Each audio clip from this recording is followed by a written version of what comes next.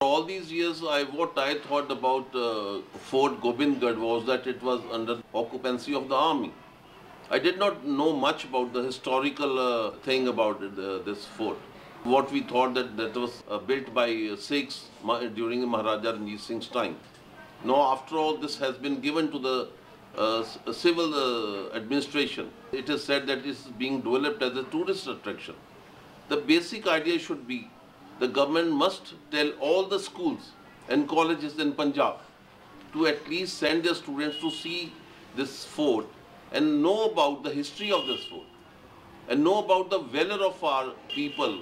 So that will sort of give a boost to the youth, the knowledge. That's a must. Only renovation is not the only thing that has to be done. We have to bring people to see that. We have to bring people to make them know about what this is. It's history. When we are teaching them history, this is what they did and what are you doing? So that is what we need today. We want to make people a better citizens.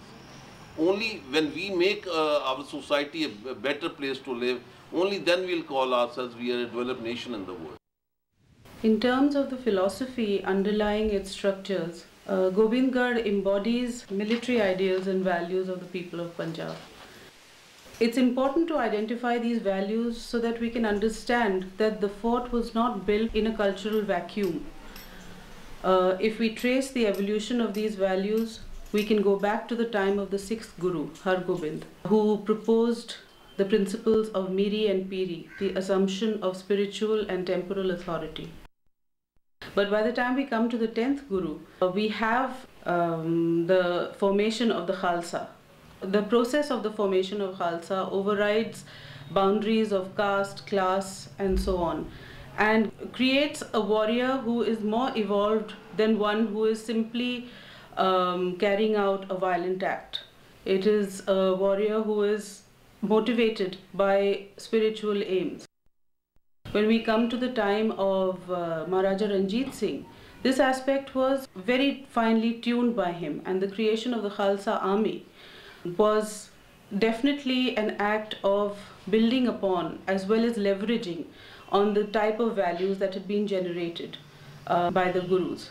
A belief in the multicultural nature of society, a respect for different community groups, a desire to protect the community and to stand by them in times of stress, a desire to integrate and make the community productive using and harnessing its creative potentials.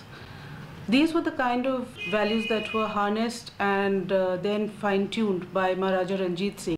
We see a continuation of this framework of values even after the reign of Maharaja Ranjit Singh, when the Khalsa army basically evolved into the Sikh regiment and was raised by the British into a fighting force on the basis of the types of values that they had displayed.